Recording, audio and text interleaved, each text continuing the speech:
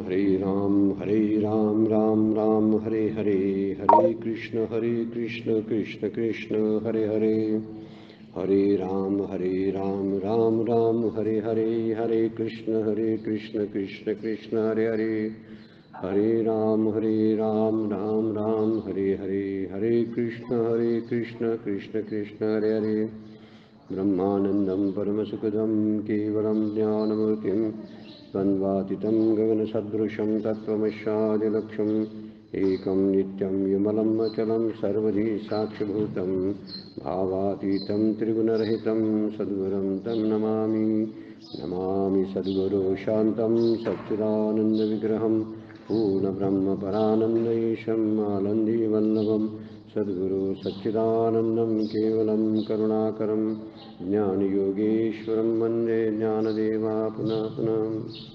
अलङ्कापुरीरम्यसिंहसनस्थं पदाम्भूयतेजाः स्वधिकप्रदेशं विजिन्द्रियदादिदेवाय सदा स्तूयमानं समाधिस्थमूर्ति भजे ज्ञानदेवम्।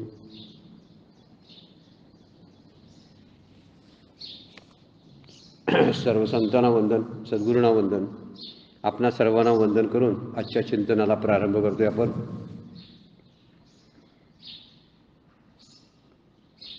काल आपण 5 नंबरच्या श्लोकाचा विचार केलेला होता.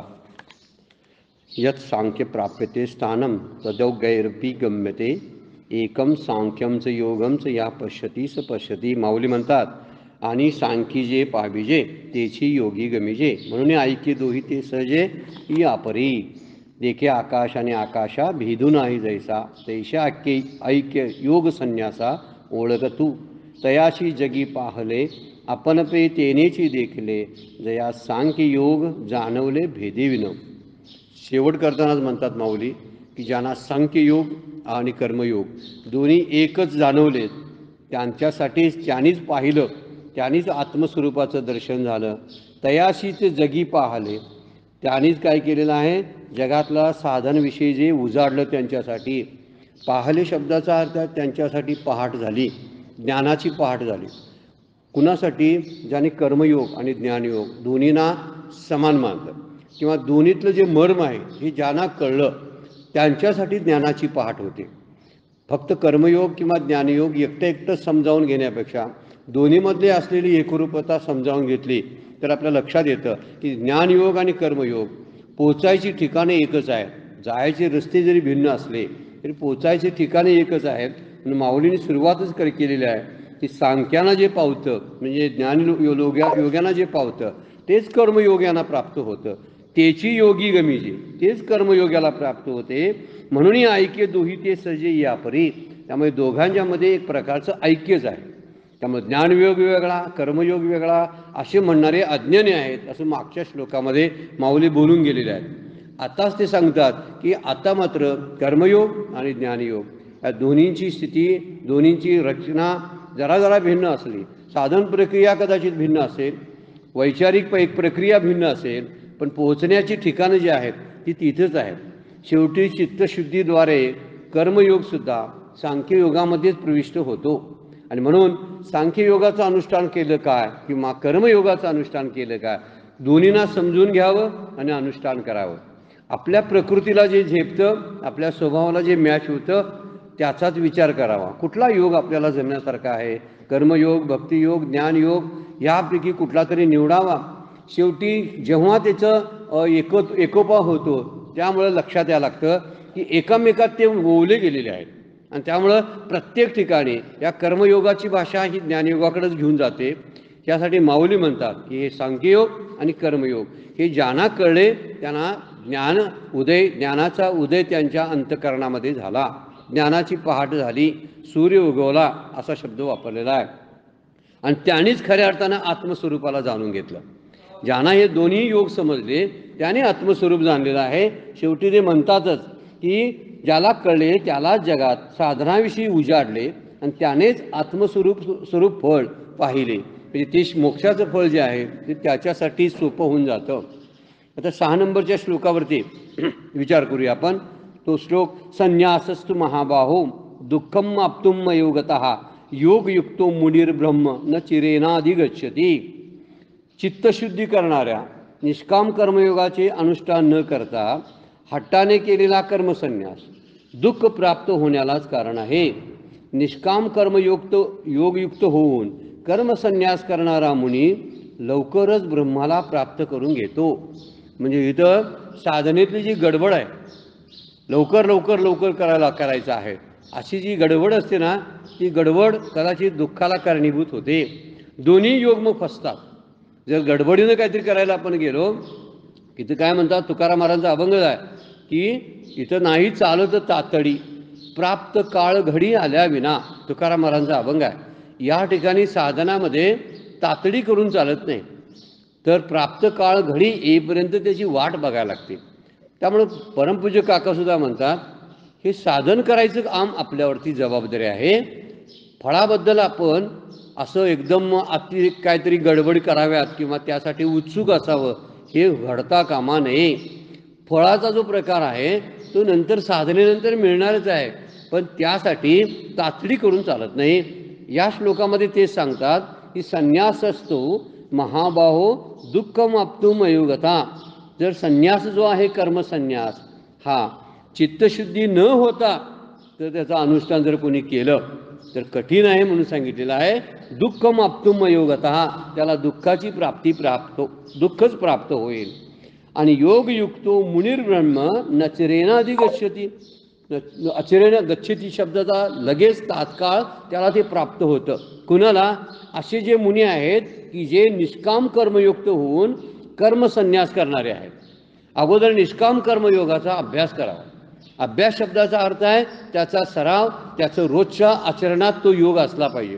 आणि तिसऱ्या अध्यायामध्ये आपण निष्काम कर्मयोगावरती खूप ओव्या, तो अध्याय त्यासाठी आहे निष्काम कर्मयोगावरचा.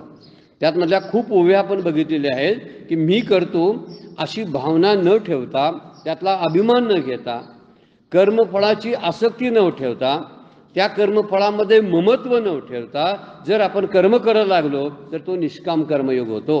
त्यामध्ये कुठल्याही प्रकारची कामना शिल्लक नसते, त्यामुळे तो नैष्कर्म्य स्थितीला जाऊन पोचतो. असा नैष्कर्म्य स्थितीला पोचलेला जो असतो तो बरोबर जाऊन ज्ञानयोगीच होतो. पण पहिल्यांदाच म्हणलंय ज्याने अजिबात त्याची काही तयारी केलेली नसते आणि जर डायरेक्ट तो जर उडी मारायला लागला ज्ञानयोगामध्ये तर त्याच्या वाट्याला दुःखच येईल. 12व्या अध्यायाची सुरुवात करताना सुद्धा माऊलींनी सांगितलेलं आहे क्लेश अधिकरस्तेषा, जे शब्दच वापरलेला आहे त्यांना फक्त दुःख क्लेश हेच वाटणीला येतात. ज्यांनी या योगाच्या मार्गानं, म्हणजे कोणता योग, तिथे सांगितलेला योग थोडासा वेगळा, पण इथं तोच शब्द वापरलेला आहे की तातडी करून जर कर्मसन्यास कोण करू पाहत असेल, उठला आणि घराची जबाबदारी तशीच टाकली आणि जाऊन संन्यास कपडे घातले आणि जाऊन जंगलामध्ये राहायला लागला तर त्याला नुसतं दुःखच प्राप्त होईल. परत यावं लागतं. परत काय यावं लागतं? कारण पुरेशी आसक्ती गेलेली नसते ना. कुठंतरी वैतागानं वैफल्य स्थितीमध्ये जाऊन काहीतरी सोडणं आणि विचारपूर्वक सोडणं यामध्ये जमीन आसमानचा फरक असतो. आपण विचारपूर्वक सोडता आलं पाहिजे. हे सोडणं मला झेपण्यासारखं आहे का, हे सोडल्यानंतर मला काय स्थिती माझी होणार आहे याचा विचार करावा. आता हे विचार करण्यापुरतं तेवढी एक अंतःकरणाची बैठक तयार असली पाहिजे. बैठक तयार नसेल ना तर या सगळ्या नंतरच्या साधनांचा उपयोगच काय होत नाही. ज्ञानयोगाची साधना तिथं पेरली जात नाही म्हणून भुसभुशीत जमीन केली जाते.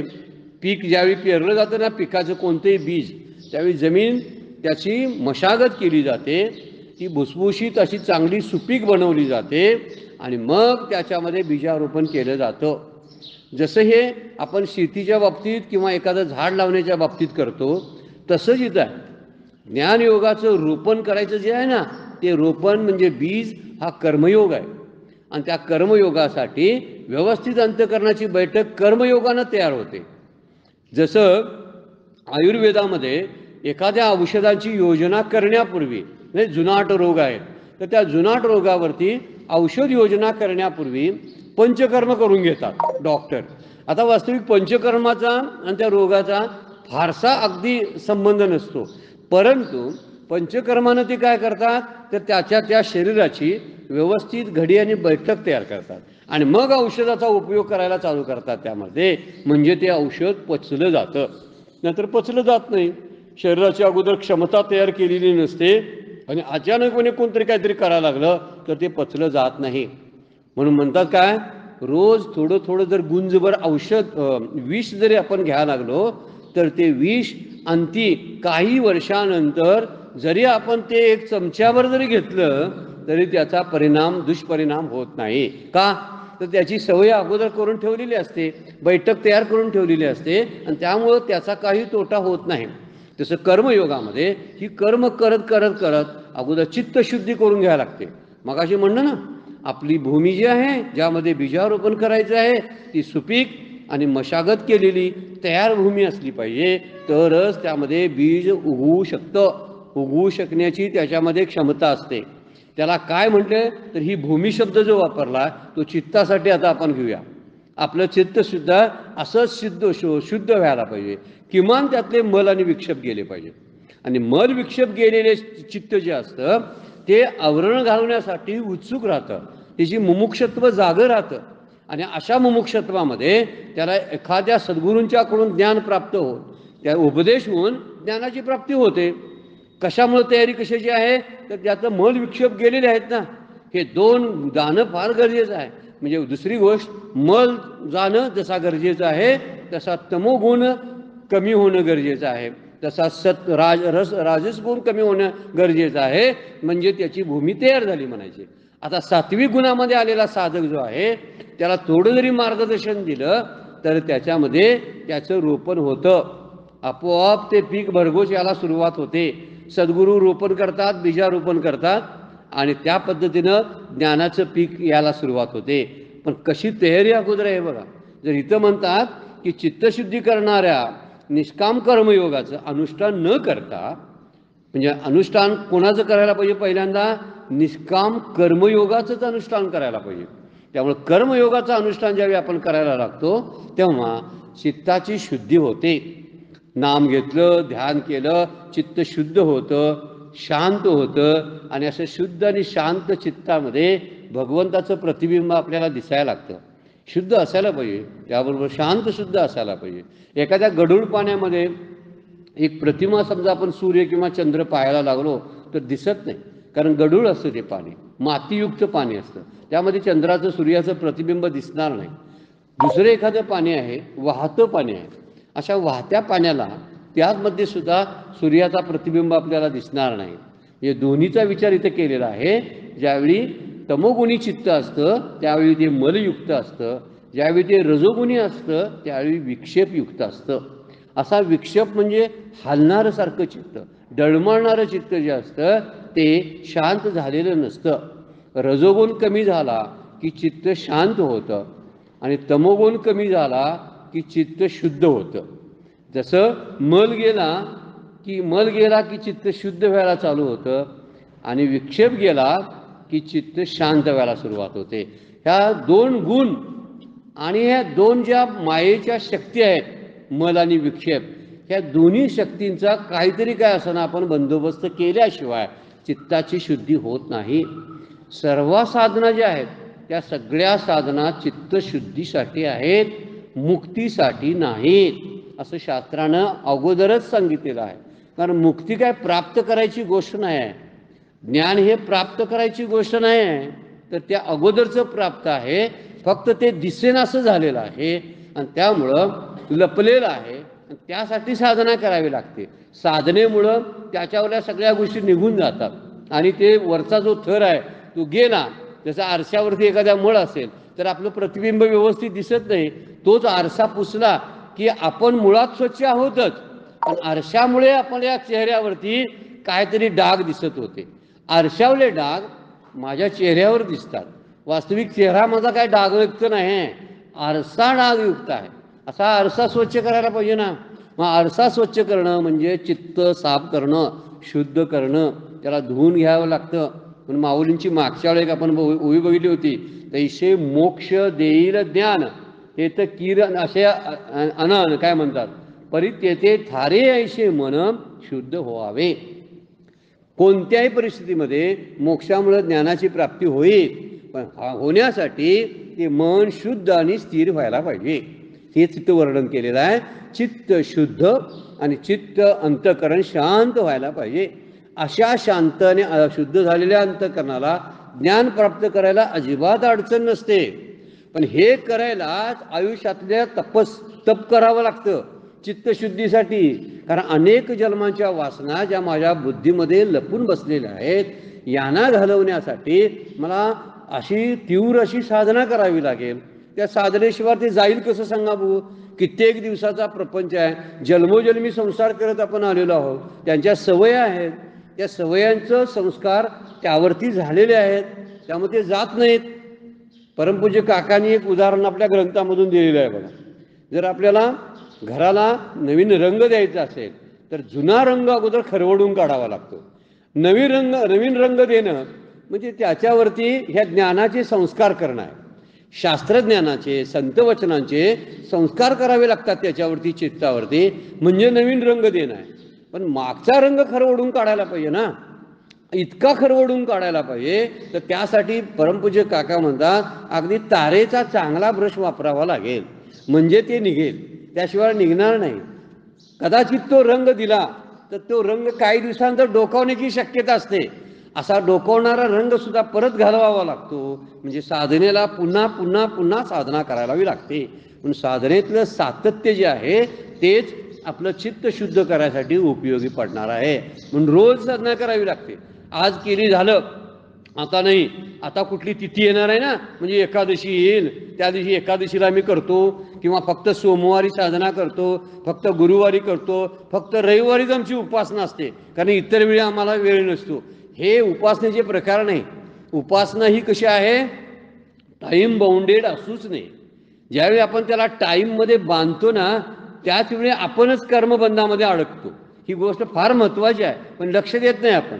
म्हणजे रविवारीच आमच्या उपासनेचा कार्यक्रम असतो, तो कार्यक्रमच होतो, बाकी काय उपासना होत नाही, ती साधन होत नाही. त्यासाठी नित्य नेम नामी ते प्राणी दुर्लभ, लक्ष्मी वल्लभ तया जवळी, माऊलींच्या हरिपाठातली ओवीच आहे. ते म्हणतात ज्यावेळी तो नित्य नेमानं सगळ्या कामं करायला लागतो ही पारमार्थिक, त्यावेळी त्याच्यासाठी परमार्थ किंवा मोक्षाची दारे खुले होतात. मग यासाठी इथं काय सांगितलेलं आहे, निष्काम कर्मयोगाचा विचार न करता, चित्तशुद्धी पुरेशी न होता, ज्ञानयोगाची बीज, ज्ञानयोगाचं काय असेल ते रोपण जर करायला लागला तर त्याला अंकुर फुटणारच नाहीत. उलट त्यामध्ये दुःखच वाटणीला येईल. दुःख माप्तुम योगता हा शब्द वापरलेला आहे. त्याच्या वाट्याला फक्त दुःख येईल. म्हणून गडबड करू नये, तर शांतपणे साधना करत जावं. आपल्या साधनेकडे आपलं लक्ष असावं, अवधान असावं. आणि हा कर्मयोग आपला चित्ताची शुद्धी करण्यासाठी एक कृपा करतो आपल्यावरती. निष्काम कर्मयोगाची ज्यावेळी कृपा होते ना, त्यावेळी ज्ञानयोगामध्ये आपण प्रविष्ट होतोच. पण जोपर्यंत आपण या कर्मबंधनातून रिकाम होत नाही, माझं माझं म्हणत राहतो, मी करत राहतो, त्यामुळे चित्तशुद्धी होत नाही. मी आणि माझं हे चित्त अशुद्ध करणारे दोन जबरदस्त असे प्रकार आहेत. ते लक्षात ठेवणं फार गरजेचं आहे. पण माऊलींनी ह्यापूर्वीच सांगून ठेवलं आहे, संन्यासी कुणाला म्हणायचं, ज्यानं मी आणि माझी अशी आठवण चित्तातून बाहेर काढलेली आहे त्याला संन्यासी म्हणतात. आपल्याला जर संन्यासी व्हायचं असेल, कपडे घालायची गरज नाही संन्यासाची, माऊली म्हणतात. तर त्यासाठी फक्त चित्ताची शुद्धी व्हायला पाहिजे, म्हणजे तो नित्य संन्यासी होतो. व चित्ताची शुद्धी झाली की मी आणि माझं पण निघून जातं. संसाराबद्दलची आसक्ती निघून जाते. आसक्ती निघून गेली ना तर त्याच्याबद्दलचं मिथ्यात्व हळूहळू यावं लागतं. मिथ्यात्व येणं हे ज्ञानयोगातलं लक्षण आहे. संसार असत्य आणि मिथ्या वाटायला लागेल त्यावेळी ज्ञानयोगातलं लक्षण आहे. 15व्या अध्यायामध्ये माऊली बोलतात, तैसा संसार हा या समजता जाणी जे अनित्यता, मग वैराग्य जवळचा पाठी लागेल. अगोदर वैराग्य येणार नाही आपल्याकडं, पण हे वैराग्य म्हणजे काय, ज्ञानयोगात प्रविष्ट करून देणारं साधन आहे. आणि हे वैराग्य यासाठी काय करायला पाहिजे, तर समस्त संसाराला अनित्यत्व आपण लावलंच पाहिजे. म्हणून हिथं म्हणतात की मी माझं पण ज्याचं संपलेलं आहे तो चित्तानं शांत होतो, त्याचं चित्त शुद्ध होतं. आणि शुद्ध आणि शांत झालेलं चित्त एक दिवशी आपल्याला चढ दिशी ज्ञानाची एक झलक दाखवून जाईल. पण तोपर्यंत साधना करायला पाहिजे ना. चित्त शुद्ध झालं नाही असं समजायचं. मलवृत्ती जी असते ना ती गेलेली नाही, तमोगुण गेलेलं नाही. पाप करण्याची वृत्ती जोपर्यंत जागृत आहे, पाप करायची इच्छा होते, तोपर्यंत मल दोष गेलेला नाही. आणि जोपर्यंत आपलं चित्त नेहमी धावत असतं त्यापर्यंत आपला विक्षेप गेला नाही असं समजायचं. विषयासक्ती जोपर्यंत आहे तोपर्यंत विक्षेप दोष गेलेला नाही, आणि पापप्रवृत्ती जोपर्यंत आहे तोपर्यंत मल दोष गेलेला नाही. आवरणाचा विचार आपल्या हातातला नाही आहे. चित्तशुद्धी करणे आपल्या हातामध्ये आहे. ज्ञानाची प्राप्ती करून देणं हे सद्गुरू भगवंत हे त्यांच्या कृपेची ती फळ असतं. पण त्यांच्या कृपेच्या फळाची आपण वाट बघायची असते. आपण आपल्या आपल्या पद्धतीनं करायचं. परमपूज्य मंदाताई त्याच्यासाठी दृष्टांत देतात बघा, की आपण तो भात लावला आहे कुकरला, मग त्या 3 शिट्ट्या विस्तर गप्प बसायचं. 3 शिट्ट्या झाल्या, गडबड करायची नाही टोपण उघडायला म्हणतात ते. त्याला खाली व्यवस्थित ठेवायचं तो कुकर आणि वाट बघायची. वाट बघायला बघता बघता थोड्याच वेळामध्ये ते टोपण खाली पटदिशी पडतं. पडलं म्हणून की समजायचं आपण ज्ञानयोगामध्ये प्रविष्ट झालेलो आहोत. पण त्या शिट्ट्या व्हायला पाहिजे, त्याला अग्नी द्यावा लागतो, त्याच्यासाठी वेटिंग आहे. किती गोष्टी आहेत बघा. आम्हाला वेटिंग करायला नको आहे. चढ दिशी अगदी पट दिशी सगळं व्हायला पाहिजे. झटपट. काल अनुग्रह झाला, 5-6 महिन्यापूर्वी अनुग्रह झाला. अजून ते यांच्यासारखं विचार आम्हाला सुचत नाहीत, यांच्यासारखं आम्हाला साधना जमत नाही, अजून काय अनुभवच आले नाहीत. कशाने लगेच येतील अनुभव? बऱ्याच जणांनी 20-20, 30-30, 40-40 वर्षे त्यामध्ये घातलेले आहेत, आणि मग थोडे बहुत त्यांना झलक त्याची दिसायला लागलेली असते. आपण गडबड करतो, आणि गडबडसाठी इथं सूचना केलेल्या. जर चित्तशुद्धी न होता, निष्काम कर्मयोगाचं अनुष्ठान न करता एखादा साधक जर डायरेक्ट ज्ञानयोगामध्ये प्रविष्ट होऊ पाहत असेल तर त्याला दुःखच वाटणीला येईल. म्हणून म्हणतात संन्यासस्तु महाबाहो. महाबाहो शब्द अर्जुनाला वापरलेला आहे. दुःखम आप्तुम योगतः योगयुक्तो मुनिर ब्रह्म शब्द वापरलेला आहे. जो निष्काम कर्मयोगाचा ज्यानं अनुष्ठान केला असा जो मुनी आहे तो न चिरेनाधिगच्छति, त्या योगाला ज्ञानयोगाला तात्काळ प्राप्त होतो. चिरेनाधिगच्छति शब्द वापरलेला आहे. याचा अर्थ तो तात्काळ त्या योगाला प्राप्त होतो. कारण तयारच झालेलं असते ना सगळं. चढ दिशी सगळी मांडणी केलेली असते ना. मग मांडणी सगळी झाली, सगळं स्वयंपाकाचं साहित्य आणून ठेवले, सगळं तयार आहे. कांदे चिरून आहेत, भाजी चिरून सगळं तयार केलेलं आहे. इकडं तेल बिल मांडणी करून ठेवलेली आहे. इथे गॅस आता पेटवायचं चालू आहे, पेटवलेला आहे. मग भांडं गरम झाले, तयार केलं, झाला स्वयंपाक तयार झाला. आता स्वयंपाक तयार झाला की ते नुसतं खाणं शिल्लक राहतं ना नंतर. आणि ही गोष्ट फार महत्त्वाची आहे. पण तोपर्यंत गडबड करून चालत नाही ना. ही सगळी जमवाजमव करावीच लागते. त्याशिवाय होते काय सगळं सांगा बघू. साधी झोप लागायची असेल तर त्यासाठी पूर्वतयारी केवढी असते सांगा. मग ह्या पूर्वतयारीला काय झोप म्हणायचं? मी लाईट बंद केला झोपेसाठी, कारण आता लाईट लावला की मला झोप लागत नाही म्हणून लाईट बंद केला. ही एक साधनेतला प्रकार आहे. याचा अर्थ मी ती साध्य नव्हे. साध्य काय? झोप लागणं ही साध्य आहे. झोप अजून लागायची नाही. मग हे सगळं मी करायलो काय? खिडकी बरोबर दार बंद केलं, काय केलं व्यवस्थित केलं, बाहेरचे आवाज मी बंद करून ठेवले. मला जेवढे फॅनचा जेवढा वेग पाहिजे आहे तेवढा माझ्यासाठी एसीचा किंवा फॅनचा मी ॲडजस्ट करून ठेवला. आता मी निवांत पडलो, शांत पडलो. हे सगळ्या गोष्टी केल्या कशासाठी केल्या मी? या सगळ्या तर मला झोप यायसाठी. आत्ता मी जे करायला लागलो ह्या साधना ज्या आहेत, मी नाम घेतो, ध्यान करतो, शास्त्राचा अभ्यास करतो, काही अनुष्ठान तीर्थयात्रा करतो, काही नित्यनियम व्रत वैकल्य करतो, हे साध्य नव्हे. हे साधनातले विविध प्रकार आहेत की ज्यामुळं आपली चित्तशुद्धी होणार आहे. चित्तशुद्धी झाली की आपोआप आपण ज्ञानयोगामध्ये प्रविष्ट होतो. म्हणून माऊली बोलतात काय बघा, 32 नंबरची ओळीमध्ये माऊली बोलतात, जो युक्तिपंथे पार्था चढे मोक्ष पर्वता, जो महासुखाचा निमता वहिला पावे. वहिला पावे म्हणजे तात्काळ पावतो, त्याला ते तात्काळ प्राप्त होतं. इथं निमता शब्द वापरलेला आहे. निमता म्हणजे एखाद्या पर्वताचं शिखर, वरचा टॉप जो असतो ना त्याला निमता शब्द वापरलेला आहे. युक्तिपंथे म्हणजे कर्मयोगाची युक्ती वापरून, युक्तिपंथे कर्मयोगाच्या मार्गाने, पंथे मार्गाने, चढे मोक्ष पर्वता. तो पर्वत कुठला आहे? मोक्षाचा पर्वत आहे. तो चढायला लागलेला आहे. मग चढायला लागलोय आपण, त्याला साधनाच म्हणायला पाहिजे ना. साध्य म्हणतो आपण त्याला. आपण रोज देवपूजा करतो, शास्त्राभ्यास करतो, नाम घेतो, याला आपण साध्यच म्हणायला लागलोय. आता ह्यानंतर जे प्राप्त होणार आहे त्याला साध्य म्हणतात. जसं चालत चालत चालत आपण शिखरावर जाणार आहे, हे चालणे एक प्रकारची साधना आहे. म्हणून मोक्ष पर्वत शब्द वापरलेला आहे. मोक्षाचा पर्वत चढायला लागलेला आहे, जो महासुखाचा. तिथं काय आहे? अखंड सुखाची, अखंड आनंदाच्या प्राप्तीचं ते ठिकाण आहे. जे शिखर आहे निमता, तो निमता शिखर म्हणजे ज्या ठिकाणी अखंड आनंद, त्याला महासुख म्हटलेलं आहे. तिथं ज्ञानाचा खजिना सापडणार आहे. महासुख म्हणजे अंतिम सुख. त्या सुखापेक्षा दुसरं सुख नाही.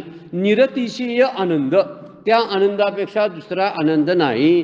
अशा आनंदापर्यंत आपण पोहोचणार आहोत. म्हणून महासुखाचा निमता वहिला पावे, त्याला तात्काळ प्राप्त होतो. एवढं चढण्याचं तेवढा तो किती त्रास घ्यायला लागला, आणि एवढं चढत चढत चढत निघालाय, आणि निघता तर तो निश्चितपणे तिथे पावणारच ना, हळूहळू पोचणारच आहे. माऊली म्हणतात, जो कर्मयोगाच्या मार्गाने मोक्षरूपी पर्वतावर चढतो, तो ब्रह्मसुखाचा वरचा माता जो आहे ते अति त्वरेने प्राप्त करून घेतो. तात्काळ त्याला तो प्राप्त होत असतो. पण चढणं फार गरजेचं आहे ना. पण जो कर्मयोगाच्या मार्गाने त्या मोक्ष पर्वतावर चढायलाच पाहिजे, ही साधना आहे. आणि त्या पर्वताचा माथा म्हणजे शेवटचं टोक आहे. त्या टोकापलीकडे चालणं बंद होतं, त्यापुढे जायचं नसतं, कुठं जाणंच थांबतं. त्या ठिकाणी करणं थांबतं. सगळ्या क्रिया कर्म, त्याला कर्मसन्यासच म्हटलेलं आहे. त्या ठिकाणी खरा कर्मसन्यास होतो. का? चढून गेल्यानंतर पायथ्यालाच बसून जर एखादा कर्मसन्यास घ्यायला लागला तर त्या पर्वताच्या माथ्यावर असलेलं सुख त्याला मिळेल काय? सांगा, नाही मिळणार. सुख कुठं आहे? त्या पर्वताच्या माथ्यावर आहे. कसला पर्वत आहे? मोक्षाचा पर्वत माऊली बोलतात. आणि त्या पर्वताच्या निमतावरती महासुख आहे म्हणतात. ते निमता म्हणजे काय? शिखर, त्याचं टोक, त्यावरती महासुख आहे. आणि ते महासुख जर प्राप्त करायचं असेल तर चढण्याचे कष्ट घ्यावेच लागतील. नाही चढता न चढता मला जर पायथ्यालाच कोणतरी आणून द्या म्हणालो आपण, तर ते शक्य नाही. त्यासाठी आपल्याला चढावं लागल. आणि त्यालाच ते घेऊन गेल्यानंतर त्याला मोक्षसुखाची, महासुखाची प्राप्ती त्वरेनं होते, असं माऊली बोलतात. म्हणजे ती सोपं नाही. माऊलींना सांगायचं आहे काय माहिती आहे काय? ते सोपं नाही. तुकाराम महाराज म्हणतात, भक्ती तो कठीण सुळावरील पोळी, निवडे तो बळी विरळा जाणे. असा एखादा असतो की तो ही भक्ती सुखाची जी प्राप्ती आहे ती सुळावरली पोळी आहे. म्हणजे सुळावर जाणे म्हणजे एक प्रकारचं मृत्यूला आव्हान देण्यासारखा प्रकार आहे. तिथंपर्यंत पोचायचं असं कोणाला प्राप्त होतं? तर कोणतरी एखादा मनुष्यानां सहस्रेषु, असा एखादा हजारातला एखादा जो असतो त्याला ती सुळावरली पोळी प्राप्त होते. ज्याचं प्रारब्ध, ज्याचे प्रयत्न, ज्याची बुद्धी एकत्र जुळून आलेली आहेत ना, त्यांना त्या गोष्टीची प्राप्ती होते, असं तुकाराम महाराज म्हणतात. म्हणून कर्तृत्व अभिमान आणि फलासक्ती टाकून ईश्वर अर्पण बुद्धीनं कर्म करणं, याला इथं युक्ती म्हणलेलं आहे. युक्ती कोणती वापरायची? तर कर्माच्या फळाची आसक्ती टाकून, फलासक्ती टाकून, त्यातला अभिमान टाकून ते कर्म ईश्वरार्पण करून, ईश्वरार्पण करून असणं फार महत्त्वाचं आहे. कारण शेवटी त्याला ईश्वरार्पण म्हणावं लागतं. श्रीकृष्णार्पण मस्तू म्हणायला लागतं. त्याशिवाय त्या कर्माला पावित्र्य प्राप्त होत नाही. आणि जेव्हा असं होतं तेव्हा या कर्म जो आहे कर्तृत्वाभिमान, असा मोक्षाला तो प्राप्त होत असतो. कारण हे मोक्ष पर्वत शब्द जो वापरला त्यासाठी माऊलींनी सांगितलेला आहे, या साधनेमध्ये कष्ट किती आहेत. म्हणजे ज्ञानयोगामध्ये जायसाठी पर्वत चढणं आहे. आणि पर्वत चढताना ठेचकाळणं आहे, दगडधोंडे आहेत, वारा आहे. या सगळ्या गोष्टीला तोंड देत आपल्याला तिथं जायचं आहे. म्हणजे काम क्रोधादी विकार मध्येच वाटेत खवळणार आहेत त्या मार्गावरती. त्यावेळी त्यांना नियंत्रणात ठेवून पुढे पुढे जावं लागेल. नुसते काम क्रोध नियंत्रणात ठेवून चालणार नाहीत, त्याबरोबर साधनाही ठेवावी लागेल. भगवंताचं नामस्मरण ठेवावं लागेल. त्याच्या नामाच्या आठवणीमध्ये तो पर्वत चढावा लागेल. त्याची आठवण टाकून आपल्यातली ताकद गमावून बसू आपण, तोच शक्ती, आत्मशक्ती आपल्याला प्रदान करणार असतो. आणि म्हणून त्याच्या आठवणीत हा पर्वत चढता आला पाहिजे. म्हणून माऊलींनी म्हणलेलं आहे की त्याला महासुखाची प्राप्ती म्हणजे ब्रह्मानंदाची प्राप्ती शेवटी आहे. आता सुरवाडकेपणे येथे सापडले केने, तुका मने भोग गेला निवारला लाग. तुकाराम महाराजांचा अभंग आहे. दुर्बुद्ध ते मना कदा नुपुजो नारायणा, आता मज ऐशे करी तुझे पाय चित्ती धरी, उपजला भाव तुझे कृपेश दी जावो. आणि इथं पुढे शेवटी म्हणतात सुरवाडकेपणे येथे सापडले केने. केने म्हणजे महासुखाचा खजिना मला मोठ्या प्रमाणात सापडला. म्हणजे तुका म्हणे भोग गेला निवारला लाग. सगळा माझा भोग त्याग सगळा झाला. आता मला शीन भागवटा सगळा गेलेला आहे, कारण मला मोक्ष हा शांतीचं ठिकाण मला प्राप्त झालेला आहे. हा त्यांचा अनुभव जो आहे तो जो माऊली या ओवीमधून मांडतात. त्याला महासुखाची प्राप्ती होते, त्वरेनं होते म्हणतात. पण त्वरेचा शब्दाचा अर्थ काय आहे? चढून गेल्यानंतर त्वरेनं. चढायला सुरुवात झाल्यावर त्वरेनं नव्हे. हा मुद्दा त्यातला फार महत्वाचा आहे. आत्ता सुरू केलंय, आता बॅग भरलेली आहे, चालू केलंय, तर मग लगेच आताच्या आता मी का जात नाही असं नाही. पायथ्याला असताना त्याची कल्पनाच करायची नाही. पायथ्याला मोक्ष बघायचा नाही. पायथ्याला समजायचं आपण चढायचं आहे, मोक्षाचा विचार नाही. चढायचं माझं काम आहे. मोक्षाची प्राप्ती ही जी आहे ना फार वेगळी आहे, फार वेगळा प्रकार आहे. कारण तो आहेच एवढंच कळणार आहे, आपल्याजवळ आहे हेच कळणार आहे. मग त्यासाठी सेपरेट असा प्रयत्न करावा लागत नाही. प्रयत्न आहे तो चित्तशुद्धीसाठी आहे. आणि त्या माथ्यावर जायचं आहे ना पर्वताच्या, ते म्हणजे चित्तशुद्धीसाठीच काम चालू आहे आपलं. चित्तशुद्धी झाली मग तात्काळ मोक्ष म्हणलेला आहे. हे तात्काळ मोक्ष तेव्हा साक्षेपी, सावध, दक्ष हे तीन शब्द ज्याला लागू होतात तर या तात्काळाचे मोक्ष. का उगीच आपण म्हणून चालेल आत्ताच्या आता मोक्ष व्हायला पाहिजे. मग सावध कुणी राहायचं, साक्षेपी कुणी राहायचं, दक्षता कुणी बाळगायची? ही दक्षता बाळगायची, सापेक्षता साक्षेप ठेवायचा, सावधानता ठेवायची. त्यावेळी आपल्याला तात्काळ मोक्षाची प्राप्ती होऊ शकते. हाचा शब्द प्रयोग दासबोधामध्ये सुद्धा वापरलेला आहे. म्हणून इथं म्हणतात हा मोक्षाचा प्रवास आपण पार पाडला की तुका म्हणे आता लाभ नाही या परता. असं तुकारामांच्या ह्याच्यापेक्षा सेपरेट लाभ नाही आहे. एकदा मोक्षाच्या माथ्यावर आपण गेलो ना, मोक्ष मिळाला, आनंद मिळाला. आपल्या शरीराची इति करुविता झाली. ज्यासाठी शरीर हे देवानं आपल्याला दिलं होतं त्याची कृतार्थता कशामध्ये आहे? आत्मज्ञानाच्या प्राप्तीमध्ये, मोक्षाच्या प्राप्तीमध्ये आहे. ती कृतार्थता न मिळवता गेलं तर हा ती टेकडी चढायच्या अगोदर पाठीमागे घसरत आल्यासारखा प्रकार आहे. टेकडी चढायचाच आहे तोपर्यंत घसरला किंवा तोपर्यंत जीवच गेला मध्ये. काय करणार? ह्या ठिकाणी 6व्या अध्यायामध्ये वर्णन केले. ज्यावेळी तो मधीच चालत गेलेला असतो, अशा मधीच निम्मीच ज्यांची साधना झाली आहे त्यांचं काय होतं? तर त्यांची साधना पुढच्या जन्मात उपयोगाला येते. कारण साधनाच फक्त उपयोगाला येते पुढच्या जन्मात. दुसरं ह्या जन्मातलं पुढच्या जन्मात काही उपयोगाला येत नाही. पैसा, अडका, प्रॉपर्टी, पद, प्रतिष्ठा, मान, शरीर, देश यातलं काही वाटायला मिळणार नाही. नंतर काय मिळू शकतं? तर साधना जेवढी केलेली आहे ती अर्धवट साधना असू दे, ती सुद्धा पुढच्या जन्मात उपयोगाला येते. म्हणून म्हटलेलं आहे की जर तो मोक्षाच्या माथ्यावर चढला ना तर त्याच्यापेक्षा मोठा लाभ नसतो. त्यामुळं कर्मयोगानं आसक्ती नष्ट होते आणि मग सांख्ययोगाचं साधन त्याला सोपं जातं. डायरेक्ट म्हणतो हा सगळा मिथ्या कारभार आहे. हे काय? लटिका व्यवहार सर्व हा संसार वाया येर झार हरिविन, ही ज्ञानयोगाची भाषा आहे. पण इकडे सुरुवातीला म्हणतात हरिमुखे म्हणा असोनी संसारी जीवे वेगू करी. वेदशास्त्र उभारी बाहेर सुद्धा हरिमुखे म्हणा ही कर्मयोगाची भाषा आहे. पहिलाच अभंग आहे असोनी संसारी जीवे वेगू करी. म्हणजे तू संसारामध्ये राहा पण तू जीवेनं नामस्मरणाला वेग प्राप्त करून दे. पहिल्यांदाच म्हणायला नाहीत. शेवटचा अभंग बघा, सर्वशास्त्र गोडी सर्वशास्त्र निवडी रिकामा अर्धगडी राहू नको लटिका व्यवहार 27व्या अभंगामध्ये सांगितलेला आहे. अगोदर सांगितलेलं नाही. हा लटिका व्यवहार जर अगोदर सांगितला असता तर कदाचित कुणी ह्या संसारात राहून साधनाच केली नसती. पण माऊली आपल्याला सांत्वनपर बोलतात आणि काय म्हणतात बघा की असोनी संसारी तू राहा. म्हणजे कर्मयोगाचं अनुष्ठान अशा पद्धतीनं कर, नित्यनेम कर, दानधर्म कर, तीर्थयात्रा कर, तुझं मन शांत कर. आणि शांत झालं ना तुलाच ओढ लागेल त्या ज्ञानाची. ह्याच्या पलीकडे जाऊन, या प्रपंचाच्या पलीकडे जाऊन त्या ज्ञानाची प्राप्ती करायची आहे ह्याची ओढ लागेल. त्या मोक्षाच्या माथ्यावर शिखरावरती आपण पोचलो की त्या शिखराजवळच महासुखाची जी ठेवणीत खजिना आहे त्या खजिनाची आपल्याला पत्ता सापडेल असं माऊली म्हणतात. आणि त्यामुळं या ओवीमध्ये बोलताना त्या पद्धतीनं मार्गदर्शन केलेलं आहे. 33 नंबरची ओवी आहे बघा. 2च ओव्या यावरती आहेत. एरा योग स्थिती जया सांडे तो वायाची गा हव्याशी पडे परी प्राप्ती कही न घडे संन्यासाची. बघा काय म्हणतात, ज्या सामान्य मनुष्याने चित्तशुद्धी न होताच अविचारपूर्वक कर्मयोग निष्ठा टाकून दिली आणि तो संन्यासाच्या हव्यासात व्यर्थ पडला, त्याला खऱ्या संन्यासाची प्राप्ती कधीच घडत नाही. धोका सांगितलाय बरं काय, की असं मधीच कर्म टाकलं आणि कर्मयोगाचा अनुष्ठान न करता तसा गेला, कर्मयोगाचं साधन व्यवस्थित झालं नसेल तर संन्यास व्यर्थ संन्यासाच्या फंदात त्यांनी पडूच नाही. संन्यास म्हणजे काय?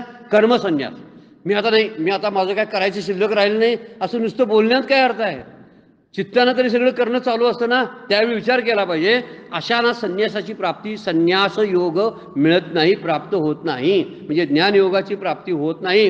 म्हणून ज्ञानाला कर्म टाकावी लागत नाहीत, तर ती त्याची कर्म सुटतात. कर्म सुटणं वेगळं, कर्म टाकणं वेगळं. माऊली म्हणतात कर्म टाकू नका, कर्म सुटे दे हळूहळू. सुटणं वेगळं असतं ना. जसं कच्चं फळ असतं ना, ते त्याला तोडावं लागतं, ते तुटतं. आणि पिकलेलं फळ असतं ते सुटतं. पिकलं म्हणून सुटतं ना, नाही पिकलं नसतं सुटलं नसतं. पिकणं म्हणजे चित्तशुद्धी होणे. चित्तशुद्धी झाली ना, ते आपोआप खाण्याला योग्य होतं, ज्ञानयोगासाठी सुटेबल होतं.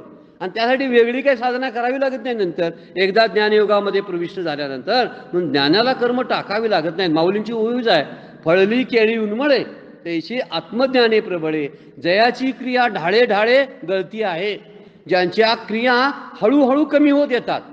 भरपूर करत होता अगोदर धावाधाव, नोकऱ्या केल्या, अमुक केलं, नंतर ओव्हर टाईम केले, आणखी रात्रीची कुठेतरी ड्युटी करायचा, सगळं करत होता. हळूहळू सगळं कमी करत आणलं आणि आता बस झालं म्हणतो की मी माझ्या योग्य ठिकाणी, माझ्या प्रवासाच्या मुक्कामाच्या ठिकाणी पोहोचलो असा म्हणतो तो. त्यामुळे त्याला शांतीची प्राप्ती होत असते. त्यानं कर्म टाकलेलं नसतं, कर्म सुटलेलं असतं. म्हणून कर्मयोगामध्ये असताना लक्षात ठेवायचं, जोपर्यंत कर्म करण्याची प्रवृत्ती अजून नष्ट झाली नाही तोपर्यंत आपण कर्मयोगाचेच अधिकारी आहोत. त्यासाठी नामच घ्यावं, सतत नामाचा ध्यास करावा. आणि ज्ञानयोगी झाला म्हणून नाम सोडावं असाही अर्थ नाही बरं का, सोडतच नाही तो, हाही मुद्दा नाही. हा, ज्ञानयोगी नाम ध्यान सोडतच नाही, कारण ज्ञानानंतरची ज्ञानोत्तर अवस्था जी आहे ती ज्ञानोत्तर भक्ती ज्याला म्हणतात, त्या भक्तीचा आनंद तो लुटत बसतो. ज्ञानाच्या प्राप्तीनंतर मजा वाटते त्याला, लोकांच्या मध्ये मिसळणं, त्यांना मार्गदर्शन करणं, किंवा आणखीन कुठेतरी काहीतरी तीर्थयात्रेला जाणं लोकांच्या बरोबर, असं जे करणं आहे तो मौज म्हणून करतो, चेष्टा म्हणून करत असतो. आणि काम गेला झालो पहा रिकामा, आता करू काय, आता फावल्या त्या करू चेष्टा, निश्चळ द्रष्टा बैसून या, तुकाराम महाराज म्हणतात. आता आपण निश्चळ बसायचं आहे, आता काम गेला झालो पहा रिकामा. त्यामुळे हे सगळं जर गेलं असेल तर त्याला धन्यता वाटत असते. आणि धन्यतेनंतर जर तो काहीतरी करायला लागला ना, त्याला अर्थ राहत नाही, निष्कर्मी स्थिती असते ती, तो करून अकर्ताच राहत असतो त्या ठिकाणी. तर ही स्थिती सांगितलेली आहे. आसक्ती असल्यास सांख्ययोगाचं साधन कठीण जातं. अजून प्रपंचाची आसक्ती आहे, अजून काय काय अपेक्षा माझ्या संसाराबद्दलच्या आहेत, लोकांच्याबद्दल आहेत, तर त्यावेळी हा सांख्ययोग, ज्ञानयोग त्याचं अनुसरण करायला फार कठीण आहे. म्हणून देहधारी पूर्णपणे कर्माचा त्याग करू शकत नाही. देह मी आहे अशा अभिमानात राहतो, अजून देहासक्ती गेली नाही असा जो आहे, तर ते कर्म कसा करू शकणार? नुसतं टाकून देऊन चालेल का? एकानं कुठंतरी प्रवचनात ऐकलं मौनाचं महत्त्व आहे, आणि घरात आला बडबडणारा सारखा मनुष्य, आणि घरी आला नाही, बायकोच्या पुढ्यात गप्प बसला, म्हटला बोलणार नाही, आता बोलणार नाही, म्हणून आहेच नाही, नुसतं खुनीनंच सांगायला लागला की मी आता ते मौन पत्करलंय म्हणून. बायकोला काय कळलं ना, बायको जरा काहीतरी वेगळं करायला, काहीतरी शोधण्याचं नाटक करायला लागली. आणि ह्याला राहवलं नाही, तासभर बसलेला एवढा राहवलं नाही. पडदिशी म्हटला काय शोधायला लागली मगापासून. ती मुद्दाम शोधण्याचं नाटक करत होती, हा बोलावा म्हणून. खरंच बोलला, कारण ह्याची सवयच बोलायची आहे. ती म्हटली काय शोधावली, कुठं तुमची वाचा कुठं हरवली, ती शोधा लागली म्हटली. सकाळपासून बोलणंच झाला असा, म्हणून हे सगळं शोध चाललेलं आहे. मी का यावरून बोलणं कशावरून निघतं, हा की मौनाचं साधन कुणाला लागू पडतंय? आपोआपच ज्याचं बोलण्याची उर्मी खुंटली ना, त्यानं बोलण्याचं आपोआप बंद होणार आहे. मुद्दाम बोलायचं बंद केलं तर घुसमट होईल.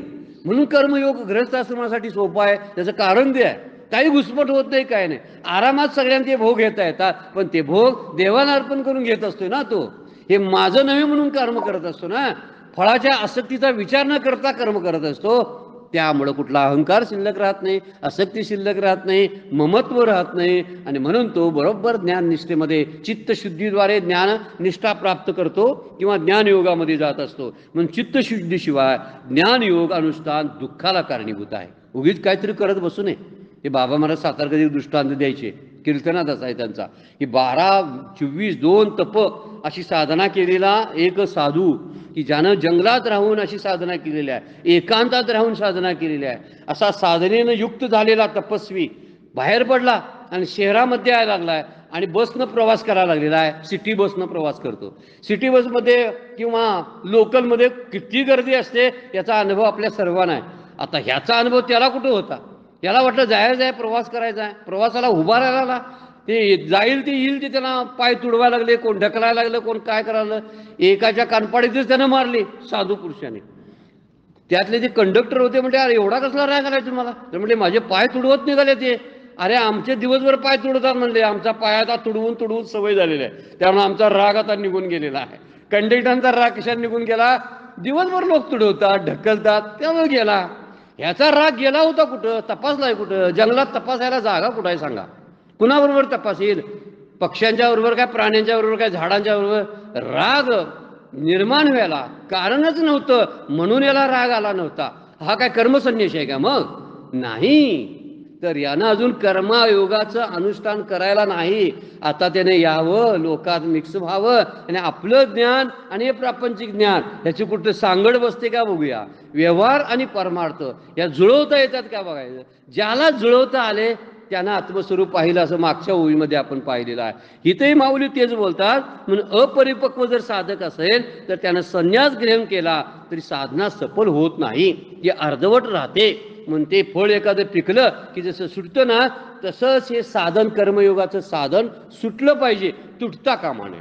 हे जेव्हा सुटेल ना, हळूहळू ती प्रक्रिया होत असते, पण आपण घट्ट पकडलं पाहिजे साधनाला. त्या कर्मयोगाचा अभ्यास करायचा असेल तर अजून 3ऱ्या अध्यायाचा अभ्यास आपण करून घ्यावा, म्हणजे लक्षात येईल लागेल की कर्मयोग नेमका आहे कसा, त्याचं अनुष्ठान करायचं कसं. जर शांतपणे त्याचं अनुष्ठान जर केलं ना तर त्याला तात्काळ त्याची प्राप्ती होते म्हणून सांगितलेलं आहे. न चिरेन अधिगच्छति, याला तात्काळ अनचिरेन म्हणजे कोणतीही वेळ न लागता तात्काळ त्याला त्या मोक्षाची प्राप्ती, ज्ञानाची प्राप्ती होते. आपणही त्या मार्गाने जावं आणि ज्ञानयोगामध्ये प्रविष्ट होऊन शेवटचा मोक्ष जो आहे, शिखर जे गाठायचं आहे, त्या शिखरावर जावं. अशी व्यवस्था इथं शास्त्रानं पण करून ठेवलेली आहे. वेळ संपलेली आहे. आजची सेवा सद्गुरूंच्या चरणी, भगवान ज्ञानेश्वरांच्या चरणी अर्पण करून विराम घेऊया. पुंडलिक वरदारी विठ्ठल श्री